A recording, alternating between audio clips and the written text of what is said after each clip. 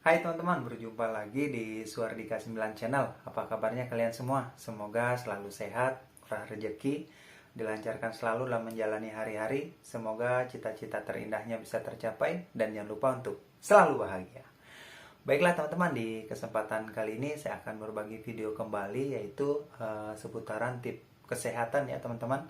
Dimana saya akan berbagi yaitu cara menjaga kesehatan atau menyembuhkan suatu penyakit dengan cara pijat refleksi. Jadi pijat refleksi ini biasa digunakan oleh orang-orang tempo dulu atau zaman dahulu ya teman-teman, bagi orang yang mengetahui cara pengobatan ini.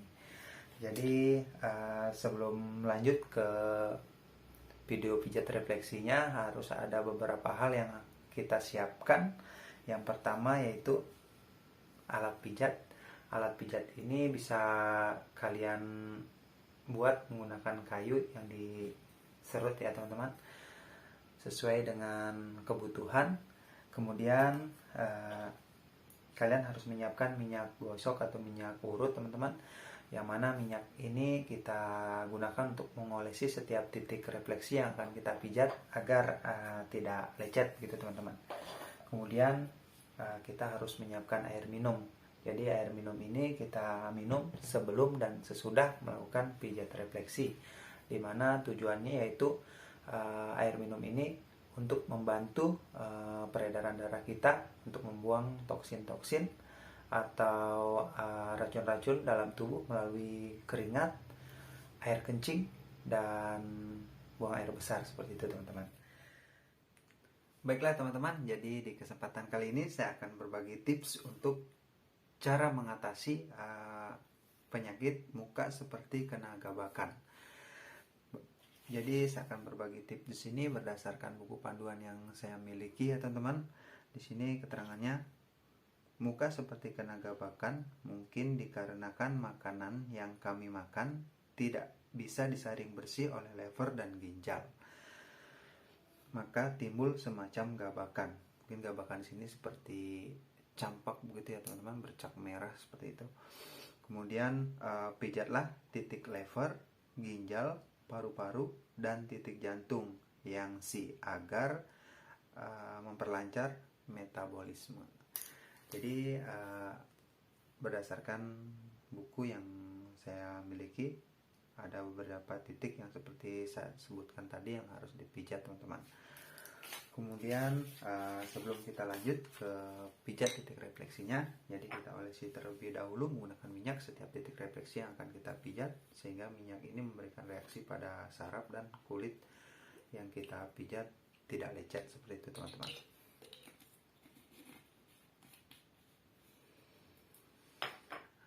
Jadi di sini sebenarnya saya bukan pakarnya dalam pengobatan dengan sistem pijat refleksi ya teman-teman. Hanya saja saya berbagi berdasarkan buku panduan yang saya miliki.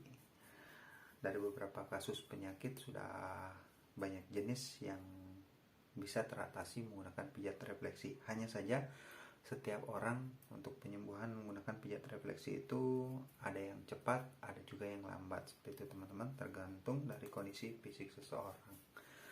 Baik teman-teman, kita lanjut langsung ke pijat titik refleksinya. Yang pertama kita pijat titik refleksi jantung. Titik refleksi jantung di tangan, dia berada di jari tengah ruas pertama teman-teman. Jadi ini teman-teman ya. Pemijatan untuk interval waktunya kita lakukan minimal 3-5 menit. Bisa juga lebih dari 5 menit teman-teman. Kita pijat sampai terasa sakit, sehingga dari saraf yang kita pijat ini, dari titik ini memberikan reaksi pada sakit yang dimaksud. Kita lakukan secara berkala, secara rutin sampai sakit yang diderita sembuh. Jadi pengobatan dengan menggunakan pijat titik refleksi tidak ada efek sampingnya, sehingga teman-teman bisa lakukan sendiri di rumah kapanpun. Oke teman-teman, setelah kita melakukan pijat di titik refleksi jantung, kita lanjut ke pijat titik refleksi berikutnya, yaitu paru-paru. Dia ada di ruas pertama pada jari manis.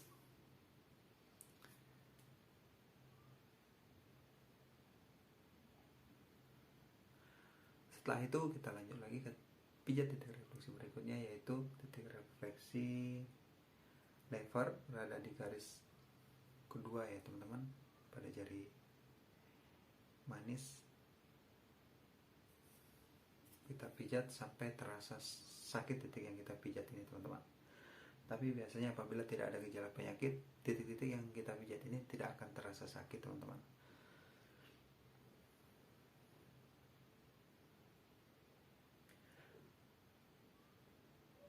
Oke, setelah itu kita lanjut ke titik refleksi berikutnya, yaitu titik refleksi ginjal, berada di jari kelingking di ruas pertama teman-teman.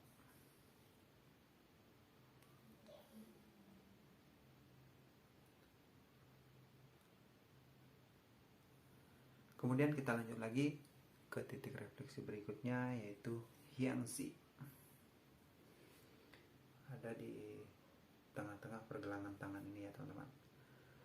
Jadi buku panduan yang saya miliki, buku panduan pijat titik refleksi pengobatan Cina ya teman-teman,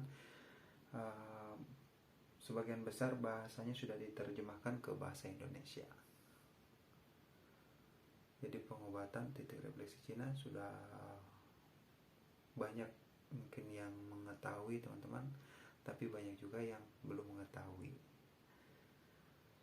Nah, itulah beberapa titik yang harus kita pijat apabila mengalami muka seperti kena gabakan.